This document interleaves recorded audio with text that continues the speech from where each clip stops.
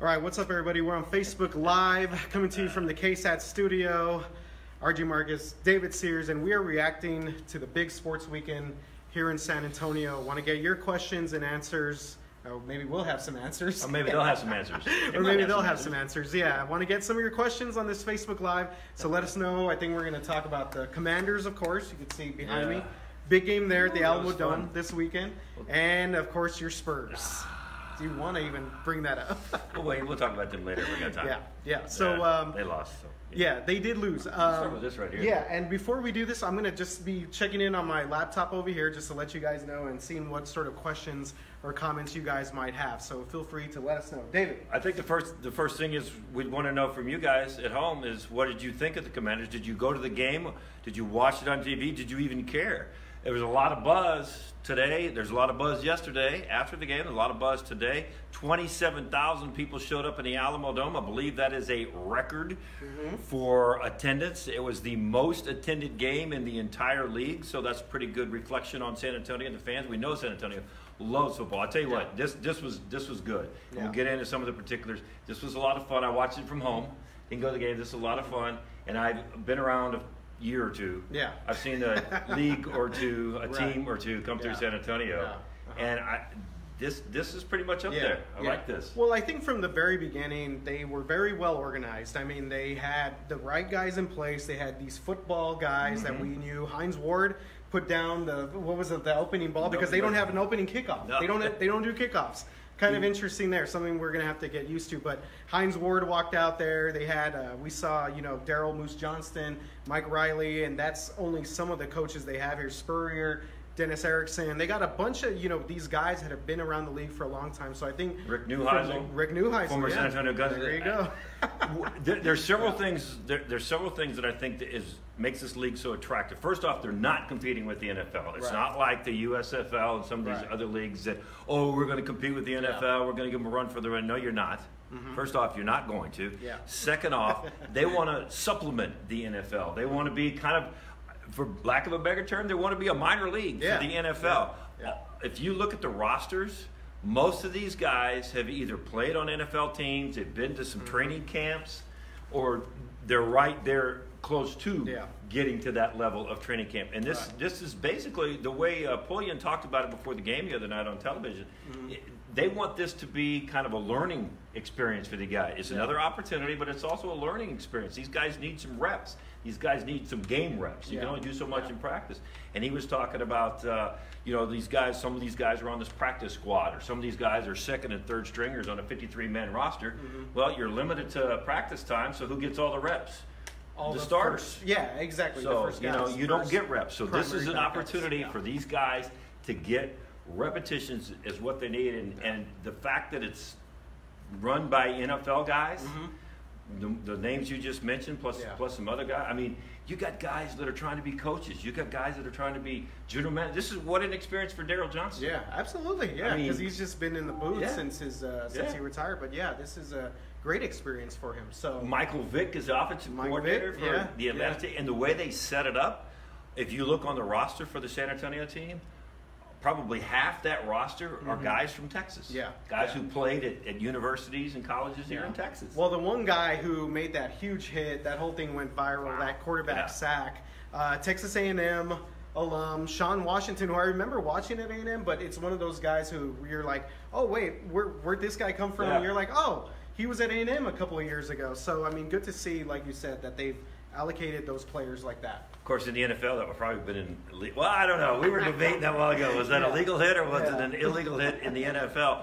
But you don't think that got some NFL scouts' attention? And I'll promise you, NFL scouts are watching these games. They're watching every one of these games, and they're watching all these players. Aaron Green got a good look. He had that 20-plus yard run the other day. He led the team in rushing, didn't he? And of course he's from Madison. So I mean, there's another local product. They had a UTSA, an Incarnate Word. They had an A&M. They had a Longhorn. They had a Rice Owl. They had a TCU Horn Frog. So I mean, definitely some guys. If you've followed any sort of college football over the past 5 years or so, you're going to recognize a lot of these names. For the Fleet, Gavin Escobar, a Yeah. former Cowboy. When I saw him pop up, I was like, oh wow, Gavin Escobar's with the San Diego Fleet. He played in games. Yeah. I mean, he was, Yeah. he made some catches on TV. Yeah, absolutely. So, I mean, this is not one of those fluke leagues. I mean, I think they've done it right. Yeah. Everybody gets the same amount of money. They all sign 3-year contracts for Yeah. $250,000. So you don't have a quarterback making $1 million and offensive lineman making 55. You've got everybody makes the same money. They've got a bonus structure, so if your defense makes a great play, everybody on the defense gets if you get an interception or whatever, everybody on the defense gets a bonus.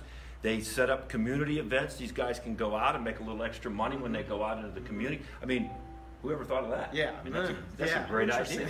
So. Great way to get to know the players, and so from the fans' perspective, it seemed like it was a lot of fun out there at the Alamo Dome. But of course, you got to get used to some of the rule changes here. Again, no kickoffs, so that's kind of interesting. And they also have no extra points. And extra points. Yeah, so you're going for 2 every time. Yeah, I like it that. kind of throws you off a little bit because when the Commanders scored, I was like, oh, they're going to go up 13-6. And then you're like, wait, they missed the conversion. It's 12-6. So it kind of throws you off a little bit. But there still are field goals. Yeah, field goals and punts. So, yeah, there's still that. My question for you is, what did you think? Just overall, what do you think of the talent level? What do you think of the game? You know, I think, I don't know who it was. I think Kurt Warner was the one who said on the broadcast, I do think that it's going to go as the quarterbacks go. So when the quarterbacks kind of get more comfortable with the guys they have surrounding him, and the offensive line learns how to become more of a cohesive group, I do think the offense is going to be a little bit more fluid. Right now, I think the defense is ahead of the offense for a lot of these teams. We saw, there were like 6 turnovers in this game. Yeah. One reason the defense is ahead and may stay ahead by a half a step is they can only rush 5 guys max. That is interesting too. So you've got your 4 down linemen, and then you can only, if you want to blitz a linebacker somewhere, you can only do 1. You can't bring 5, 6, or 6, 7 guys. You can only bring 1 extra guy other than your 4 usual rushers. So that's a difference in the change. There's just a lot of little quirky things that I think are very interesting. And we were mentioning the players and the coaches. This is also a league for referees to get practice, to get some time, which we all have seen would help. But they need instruction too. I mean, you get these guys in the NFL, and you start wondering, where in the world did you get your referee degree from? But that's a good thing. New Orleans is still wondering about some of that. But they were talking about that in the pregame the other day. This is for them too, and that's a good thing. Yeah. I mean, that can only make the NFL better Right. if a lot of these young kids get some more instruction. And the thing about it is, the other thing I liked about it is these guys are fighting for their NFL lives. Absolutely, yeah. Which means they're going to come out and give it all they got every single play. It's not like, well, I'm going to get a paycheck and I'm going to go home. If you want to play in the NFL, this is your chance. Right. This is a good avenue to get to a camp. And it ends in late April, so these guys are still able to go attend some of these NFL camps. So if you guys see me kind of stepping away, I'm kind of checking your all's comments here. The interesting comments here. Darlene Dilly. I don't know if she's from Dilly, but Darlene says, I was at the game. It was amazing. Much better than the Super Bowl. Wow. Way to go, Darlene. I'm pretty sure the entertainment value had to have been better than what the Super Bowl was. A couple other people here. Kathy Walker, tired of the NFL and the greed. Okay. And then we also had a gentleman earlier, I believe his name was James. He talked about it was a fun game to watch, and that the attendance, also 27,800 people here showed up for that game. So that was a pretty solid start. I think we said that was the most of any of the games throughout the league over the weekend.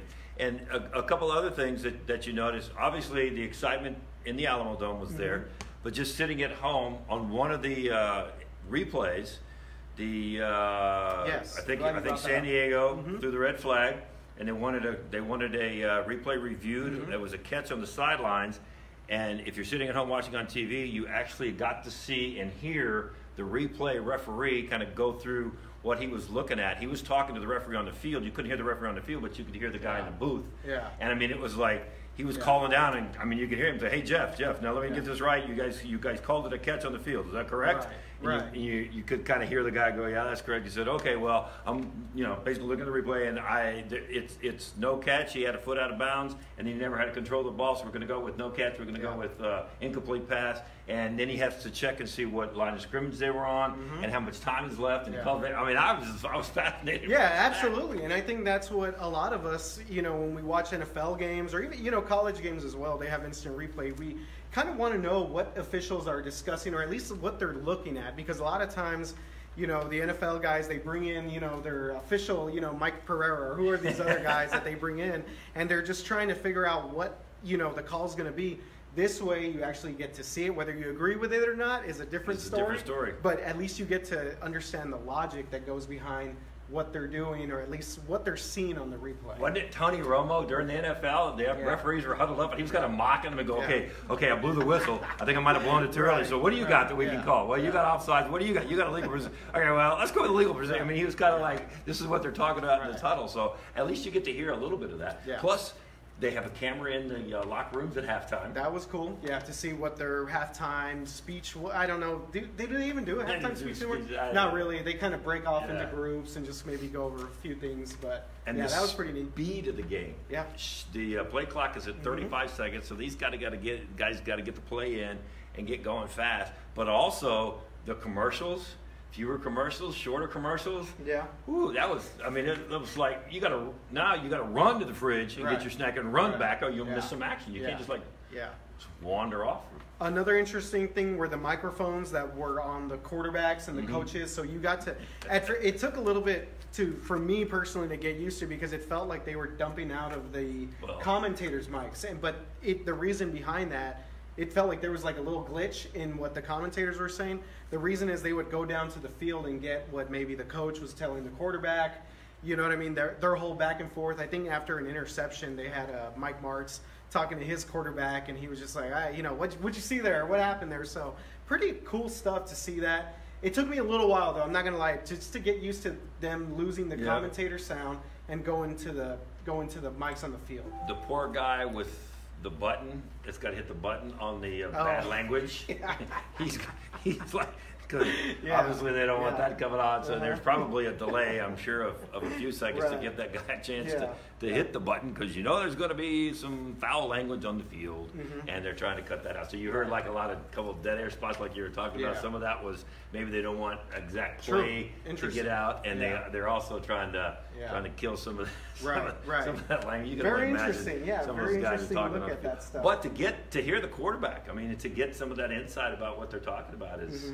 It's not your basic, pop being wired on the sidelines. You get to hear him, okay, guys, go get him. Right. I mean, you get to hear some calls and stuff. Some calls, and you get to at least hear what, the quarterback and the coach are really thinking. Like you said, a lot of times you see the mic'd up stuff on the NBA, and it's a lot of just like, we got to go rebound. We got to do this. I mean, regular stuff, but then you're actually hearing calls on this end. So I think overall, the gameplay was better than what I thought. I think the defense, again, is a little bit more ahead than the offense. But I think the offenses are going to pick up a little bit, and it was interesting to watch. It's not NFL level. It's I think one of our guys inside the newsroom was talking about it's above preseason games for sure, but it's not quite NFL level, and that's what you want. You really, if you expect NFL level, you're going to be disappointed, because these guys aren't NFL starting players. They might have started once or twice, had a few games under their belt, but they're guys who have been to NFL camps and been on rosters before, and they're itching to get back. And I think this whole league, I think they got it right, at least from what I can tell from the beginning. I mean, just the way they organize it, the way the pay scale, and we're not competing with the NFL. We're trying to supplement the NFL, because people aren't gonna, they're not gonna watch for very many years if you're trying to, take players and put them in here because you don't want them to go to the NFL. You want them to come to this league. I mean, we've seen that with the gunslingers and other leagues along the way. And so ask Rick Neuheisel; he'll tell you he's still waiting for a paycheck. That is, that's a whole different story, the USFL, right? So people here commenting on our Facebook Live, appreciate it. That's what I'm looking at over here. I'm looking at my laptop. And Anthony DeLucio, hopefully I pronounced that right, he said ref transparency was definitely a plus, something NFL may want to introduce into their own league where refs seem to be immune. Yeah. So No, ref transparency. Yeah, big deal there. A couple other people here commenting, saying that, well, this is the closest that San Antonio right now will get to an NFL team, so let's embrace the Commanders and support them. That's from Anthony. Totally agree. Yeah, so I think, the fan support was great to see out there the other day at Saturday night. And he brings up an interesting point. Here's an interesting point. Mm-hmm. At some point, you got to wonder: will the NFL send some of their referees to this league, work out a deal with this league? This is not owned by the NFL. This is a completely separate league. Right. They're just hoping to be a supplement for the NFL. But would the NFL send some of their referees down here? Hey, you need a little bit more field time. You need a little bit more time in this particular position, or your position, sideline judge, or back judge, or whatever. So we want you to go referee a couple of games just to get you some more time. Maybe there's some referees that say, hey, makes sense. I would like to come out there and do some more and get some more practice, get some more experience. So that might be, I know I keep talking about the referees, but I think that's an integral part. And if it wasn't for the Saints game, maybe we wouldn't be talking about it so much, but I think this becomes an integral part. Now, what I didn't understand, and I don't know, you'll have to look into this, is the guy that does the replays. Mm-hmm. Is he the same? Is he the eye in the sky guy? Judge or whatever that is. Yeah, because the sky judge apparently has like a overrule. He's like the czar of the whole thing because he's like overrule like any egregiously missed call and any bad penalty call or whatever it is. I think the sky judge basically gets to overrule that whole the crew on the field. So you're right. It might be a different guy because I think one maybe just for replay. I think so. And one might be just for like the calls on the field. I wonder though, and I don't know if the AAF will ever, tell us this. I wonder if that was something they added after the Saints-Rams game. Yeah, I don't know. I never heard of it. Yes, the sort of the judge that just overrules everything. I hadn't heard before it. Yeah, I don't know. I don't know if they'll ever admit that or not. They'll probably say that, hey, it was just our idea. And Bill Pullian, who was one of the co-founders of this league, was talking today. They were talking. I think Kurt Warner was asking him about the longevity, and they're talking 5-10 years down the road and all this stuff. So I think they plan on being around. Of course, everybody does when you first start. Like, you don't want to open up a league and last a year and then fold. But I think the way they've got this thing shaped, the direction they're heading, I think they could, because they're going to get the kids that want to come play in this league. Right. Plus, you've got a contract with CBS Sports. Yeah, that's the big thing right there, is that they already had that down. I do have a little nitpick about the app, and this is something we were talking about before we did our segment on GMSA at 9, box scores. Very hard to find right now because it's not on the ESPN app. The ESPN app just hasn't made, I guess, anything for the American, the Alliance, and when you go on their app, they don't have box scores on there either. So that was a little frustrating. Their app is pretty nice. You get to see like a lot of real time things, but at the same, I wanted to see stats, and I want to see kind of like what Aaron Green did, or any of other local guys that we may recognize from other teams. And that was the only part where I was like, I'm looking for some stats here. Can't find them. So they can figure that out. Yeah, maybe they're watching this Facebook Live. But I thought overall it was a pretty successful night, and I thought overall it's going to be a pretty exciting league. Another thing they have there's only 8 teams and there's only 10 games. Yes. Regular season games, and then there's just 2 playoff games. Exactly.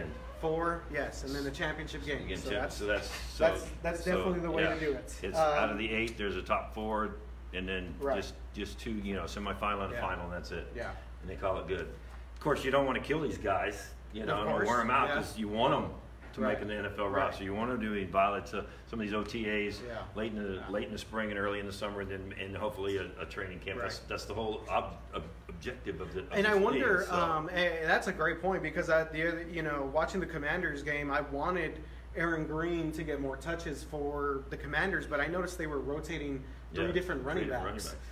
So I thought I was like that. The guy who scored the touchdown, Kenneth Farrow, and the other guy, forgot his first name, but his last name is Cobb, kind of the bigger back, and Aaron Green. So I thought that you make a good point. Maybe that's what they're doing, just trying to keep some of these guys fresh for if they want to make that move to the NFL. Yeah. So good stuff here. Our assessment over the first weekend is it was pretty exciting. Yeah, a lot of people chiming in on our Facebook Live. That's what I'm looking at here off the camera. Eliseo says great atmosphere. Players play good. I mean, yeah, this should be good to go. Other people asking what's the big deal with this team. So people maybe that had not heard about the Commanders, they're hearing their coworkers, friends, or family talk about it, and now they're like, "What is this? We had no idea this even existed."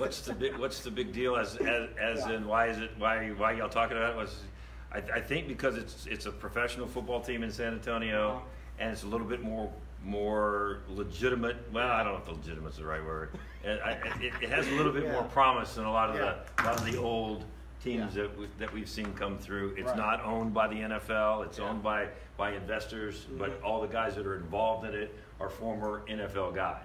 So if you look at rosters and you look at coaches and you look at general managers, I mean, really, Daryl Johnson's the general manager. I know. Of the yeah, Saints. I mean, the Moose. Yeah, much bigger. Yeah, even saw a tweet the other day on Saturday from Troy Aikman, who was complimenting Daryl Johnson and wishing him good luck on opening night. So these guys are watching. The NFL is watching. Yeah. They're paying attention to this. Yeah. They may be upset that they didn't come up with this idea and invest in it and make this their league. But regardless, they're going to be paying attention. And there wasn't a scout in the NFL that wasn't watching a couple of those games. Oh, absolutely, yeah. And, you know, Charlie Ebersol, the co-founder of this league, along with Bill Polian, they've actually been really good about saying, hey, you know, we want our guys to go to the NFL. We want them to come here and kind of, like you said, get the reps in. So there is no really competition here, whereas in previous leagues there was always that, you know, we're going to compete against the NFL.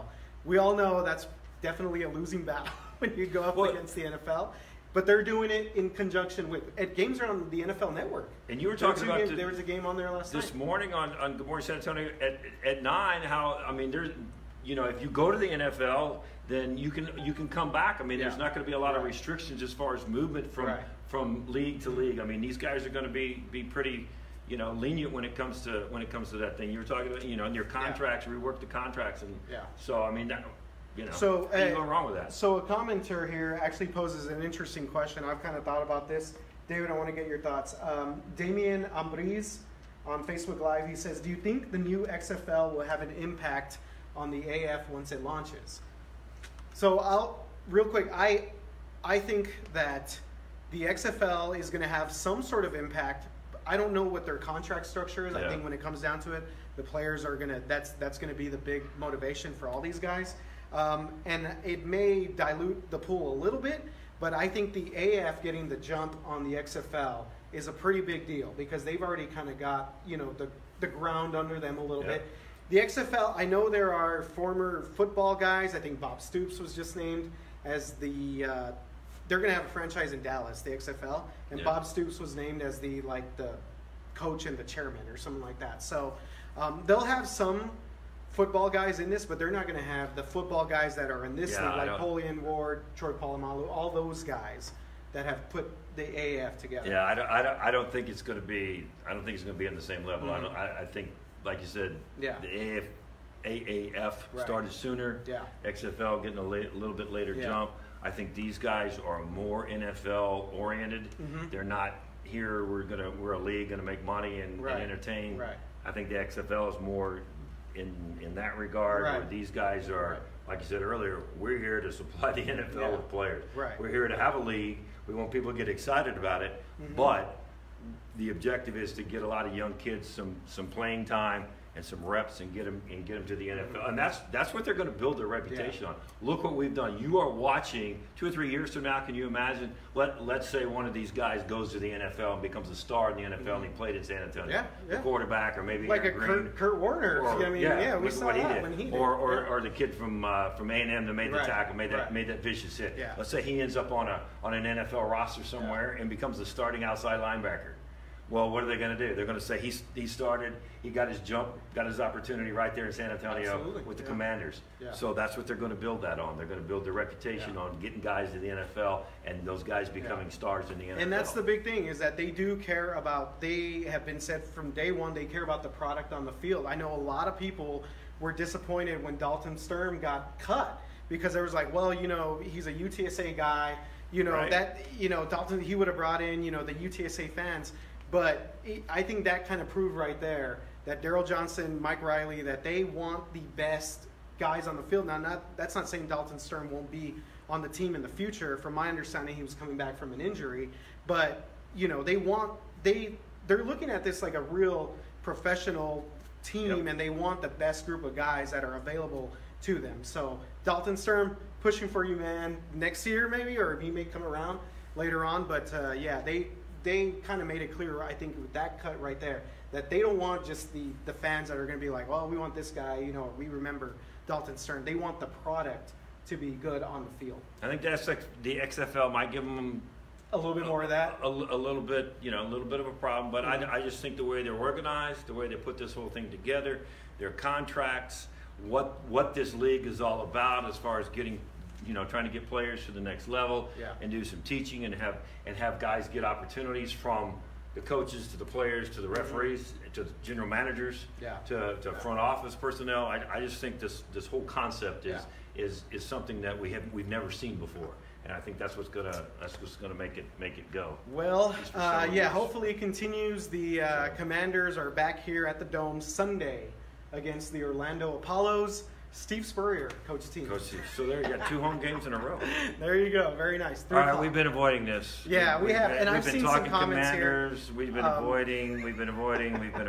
So yeah, and I appreciate everyone who's been chiming in on our Facebook Live. We've got a lot of comments. People saying it was a great atmosphere. Some people asking about, you know, what are the Commanders? But yeah, we really appreciate that. I have seen some Spurs comments here. Wait, before we get there, did you see? I think it was Colonel Travis who was leading the Commanders out on the field on the horse. Yeah. They had guys shooting the guns. They got some good-looking mascots out there.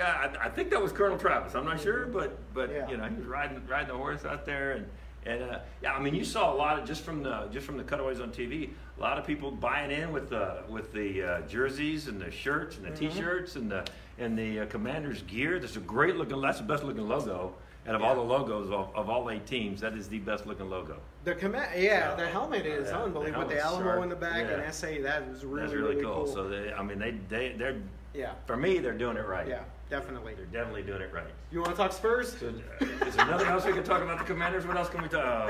A lot of people are excited, but there are some comments about the Spurs. Let's dive in. Yes. Let's dive in. The Spurs lost to the Utah Jazz. They lost 4 in a row on the road. Thank you very much. We'll see you.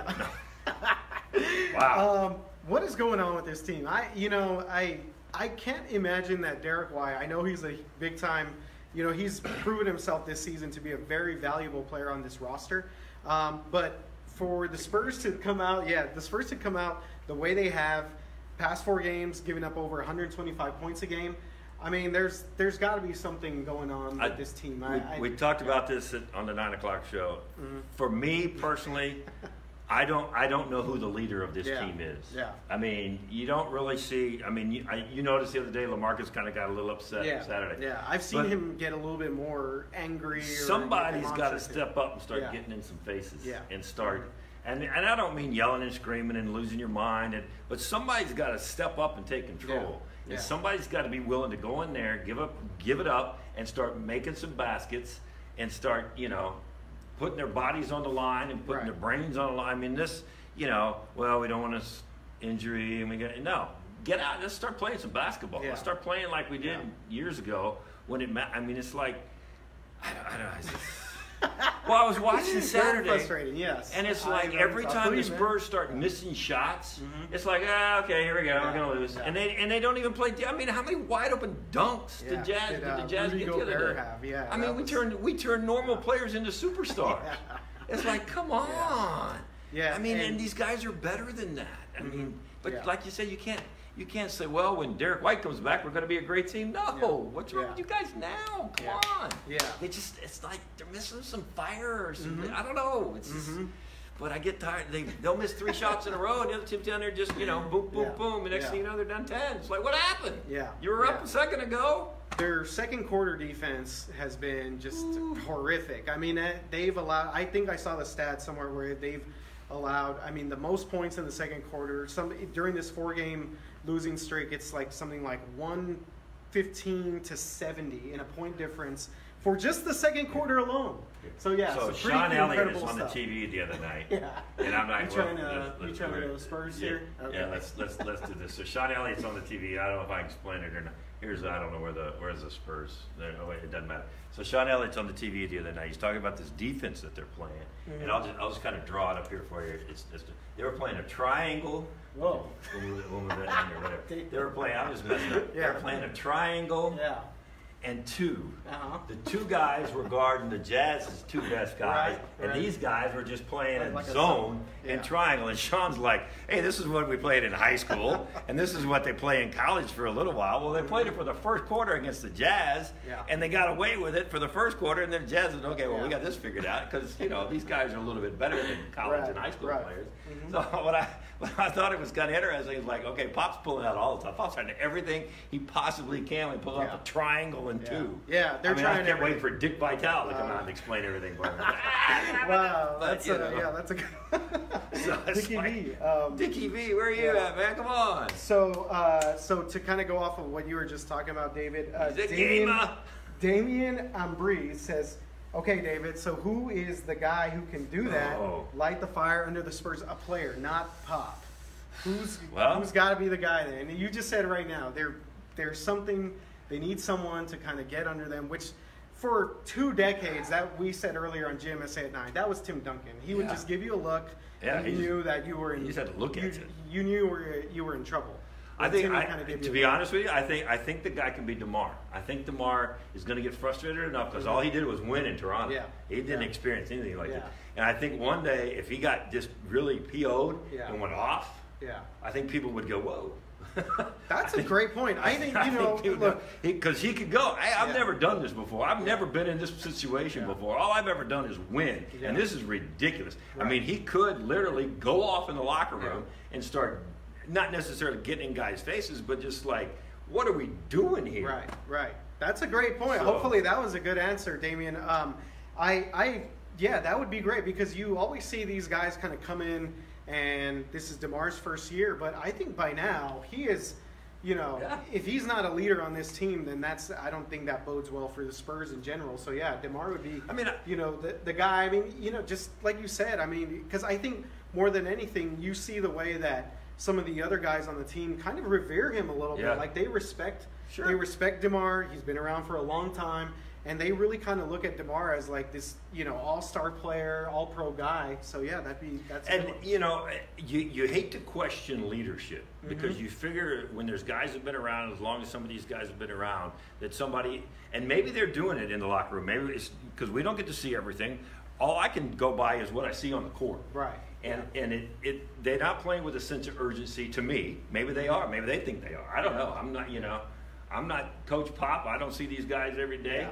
But it doesn't look like they're playing with that urgency. I mean, when you're hanging on to that 7th spot and you're almost in the 9th spot, which means you're out of the playoffs. But I did look it up. If they don't make the playoffs, they'll get a top 14 pick. Yeah. They've got 2 first-round draft picks. Maybe they can just move saying. Up, which is what actually someone said that earlier. Someone kind of mentioned it on the Facebook Live earlier. I'm sorry, I forgot your name, but they were saying like, well, do you think the Spurs are playing badly on purpose so that they can get higher? Just saying, because they've got right now. I mean, I saw a thing earlier that was showing the how everybody and their mothers got draft picks, and they can all do the draft for you. Yeah. And they had the Spurs picking 20th, and then something after that with the Toronto. With the Toronto pick. And I'm like, well, if they don't make the playoffs, they'll be picking. The least they would pick is 14th. Yeah. And they'd knows? Be in the lottery. Any team who doesn't get in is in the lottery. Right. The chances are like minuscule that you'll get the top pick, but there would be a chance. They weren't supposed to get Tim Duncan either. Yeah, that's true. But they may move up and not get 14. They may get 10. They may get in the top 8. Who knows? Yeah. I'm just saying. I kind of feel like they got 2 picks in the top. They got 2 first-round picks. So. They do, and they have. Yes, they can trade those away. Maybe even move up in the draft. I don't know. Just saying. Very interesting. They could take the 2 and get 1 lottery pick. Exactly. Yeah, I know. From a team maybe that has just jumped up there and they just want to accumulate more picks or something. I don't know. Because they did nothing before the trade deadline. That's the other thing, which is a little, puzzling, a little baffling. And even now that they've hit the buyout market, Wesley Matthews, Indiana, Wayne Ellington, Detroit. I mean, Indiana and Detroit, okay. I saw another guy, Nick Stauskas, who got traded like 3 times last week. He signed with the Cavaliers. Look, I don't know if the Spurs need to make a knee-jerk move like that, but it would be nice to see, with injuries, maybe they add another guy. Markieff Morris is out there, one of the. Well, here's what we know: if DeJounte Murray comes back next year, they're going to be guard heavy. Yeah. Right. Mm-hmm. Mm-hmm. So. Yeah. They'll have Derek, DeMar, Bryn, and DeJounte. I just feel like, obviously these are our opinions. Patty. I just feel like that if they're going to make a move, somebody has got to step up and start demanding better performance out of these guys. One of the players has to just step up and start. Like I say, you don't have to get in guys' faces and yell and scream, but you got to start demanding some better performance out of these guys, because there's times that they just look like they're just to me, it's not. I mean, on paper, these first 4 games, with the exception of the Sacramento game, which it was still going to be a tough game no matter what. I think on paper you would have said they're probably going to lose at Golden State. Portland's a tough team. Utah's a playoff team. It's the way that they are losing. But I think that to me is the part that's the and most go back bothersome. to the 5 that they won. Right. I mean, how many did they come close to losing and pulled them out? And of course, Suns got robbed in that game, according to Popovich. Yeah. So I mean, those weren't exactly solid. We just kicked their tails wins. Right. I mean, there was the Suns game, the Brooklyn game. I think there was the Pelicans game where they gave up the 20-point lead in the end of the fourth quarter, and they still managed to win. So, but I just think somebody got to get this thing going, or you're going to end up in the lottery, which, like I say. Yeah. So do we even? Okay. So some people commenting here. 24 games left, 12 and 12. 12 at home, 12 away. Yes. I think it's 24, 12 away, 12 home. So that means at the end of this rodeo road trip, they'll be down to 8 away and still 12 home. Right. So that could be a key. And you know what's the amazing thing? Let's say that Rudy Gay comes back and Derek White comes back. Right. Everybody gets healthy. You got 12 at home. You've got the 8 away. Mm-hmm. I mean, who's to say they can't get back to that 5th, maybe even the 4th spot if they start putting together some wins and start playing like. Well, they've got talent. I mean, yesterday, I saw that Dallas beat Portland, so I'm like, okay, that's good. You know what I mean?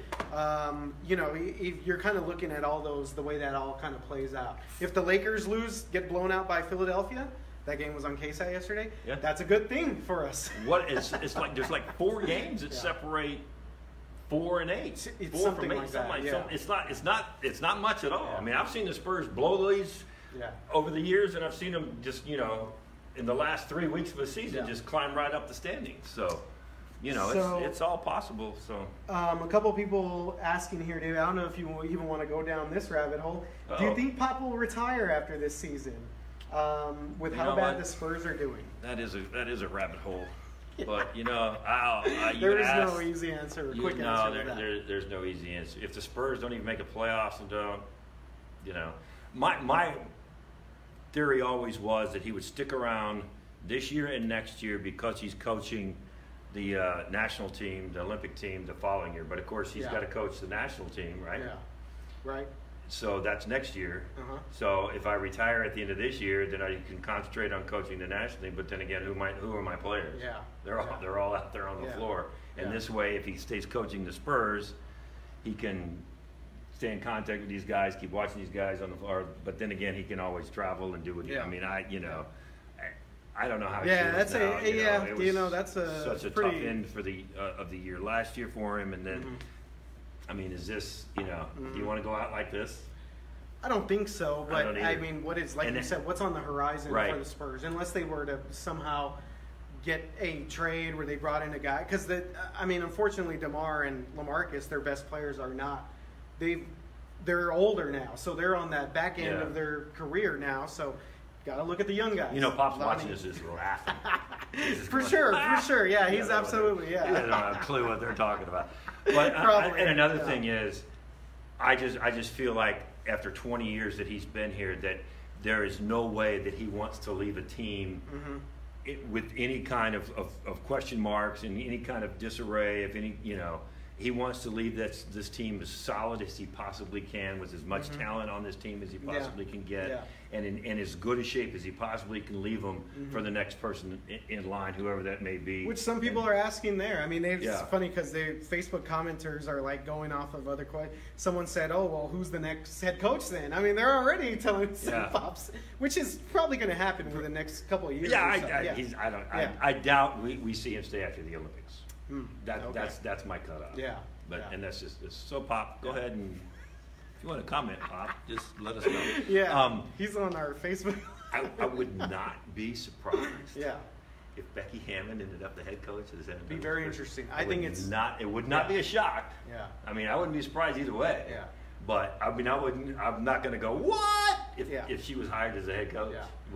And that may be another reason why he stays another year, just to keep grooming her. Because, I mean, the Spurs have always been that team out there on the edge and not afraid to do stuff that no other teams are doing. I mean, he hired her. Whatever teams hired her, and he put her on the front bench on the first row now. I don't know. I think either Becky or Ime Udoka might be the guys. I don't know if Messina, Messina's a quality coach, of course, but like, when you're looking at kind of the next generation, Becky and I think Udoka are kind of. Would you bring a guy like Avery back from Alabama? Ooh, that's a good question. There you go. I mean, that's something that the Spurs organization has not had to answer in 20 years. So wow, it's very interesting. But I just feel like what the organization has given him and what he has given this organization, that he's going to do whatever he can before he leaves to make sure that this team, from the front office to the ball boys, he's leaving them in as best as possible shape that he can, just so it just all doesn't fall apart when he walks out the door.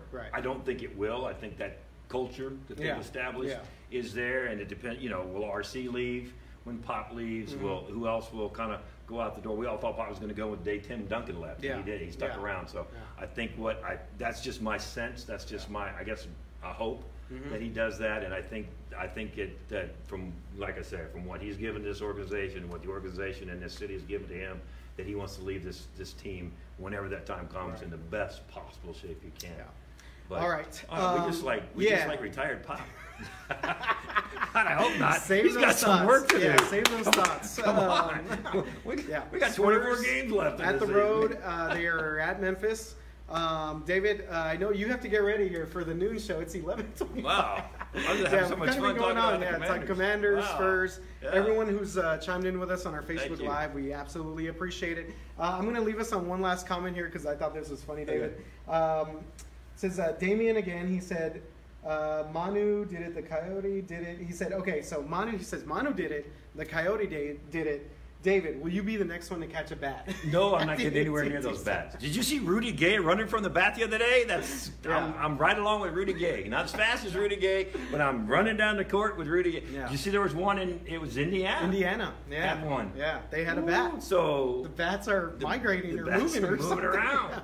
So everybody was just thinking it was a San Antonio problem. Apparently not. Maybe they need a Coyote up there, and maybe the Coyote needs to go up there and show them how to get that. There you go. That bat, because they were all swatting at it.